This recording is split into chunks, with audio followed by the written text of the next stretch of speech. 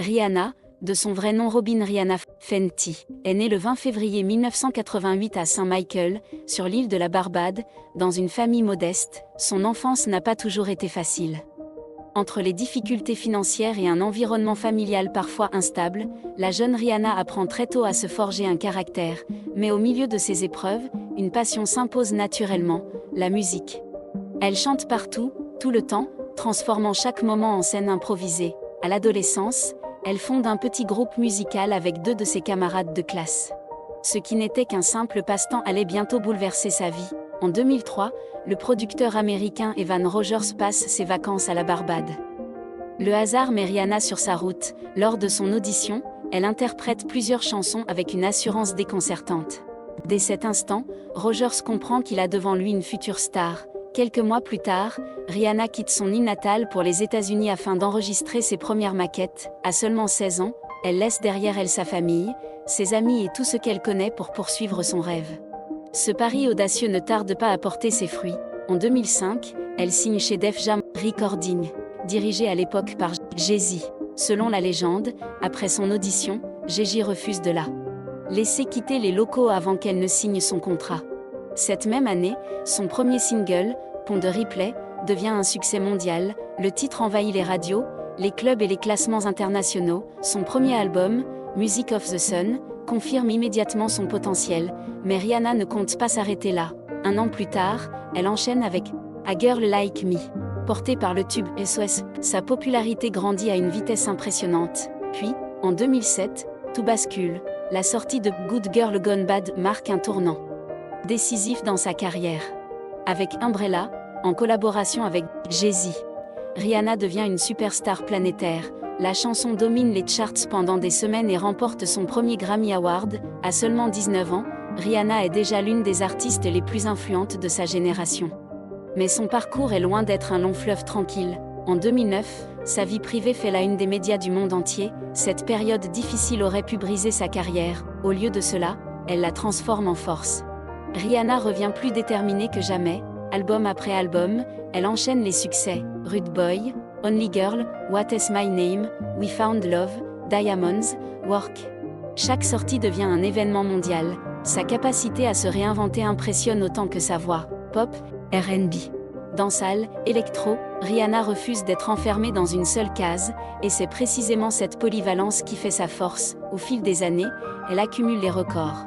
Plus de 250 millions de disques vendus, 14 singles numéro 1 au Billboard Hot 100, des centaines de récompenses à travers le monde. Rihanna semble intouchable. Pourtant, le plus impressionnant reste à venir. Contrairement à de nombreux artistes, Rihanna comprend rapidement une chose essentielle: la musique peut rendre célèbre, mais les affaires peuvent rendre riche.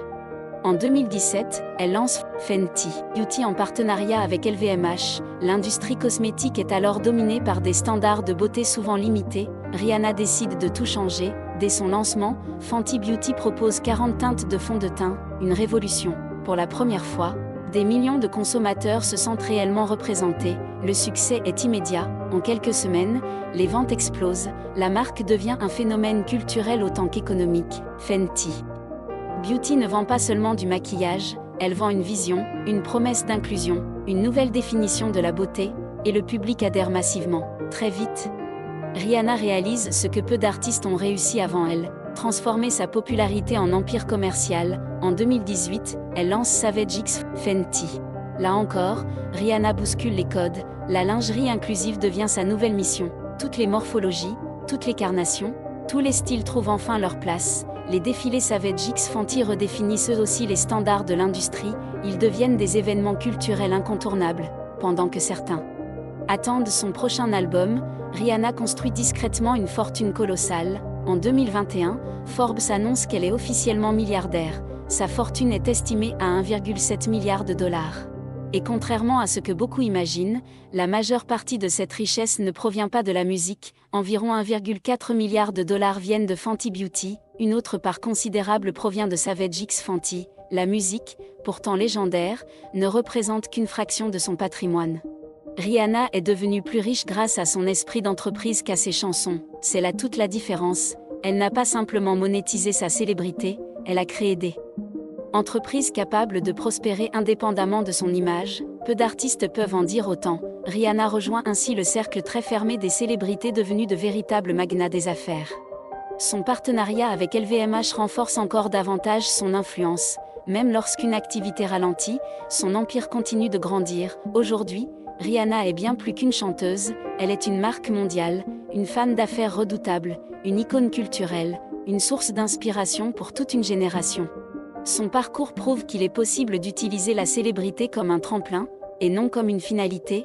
Elle a compris avant beaucoup d'autres que le véritable pouvoir réside dans la propriété, posséder sa marque, posséder ses produits, posséder son image. C'est cette vision qui l'a propulsée au sommet, alors que des millions de fans attendent encore son 9e album. Rihanna continue d'écrire une histoire encore plus impressionnante. Non pas dans les studios d'enregistrement, mais dans les salles de conseil d'administration. De la petite fille de la Barbade à la femme d'affaires milliardaire, Rihanna a redéfini ce qu'il signifie être une superstar au XXIe siècle. Elle n'est pas seulement devenue riche grâce à la musique.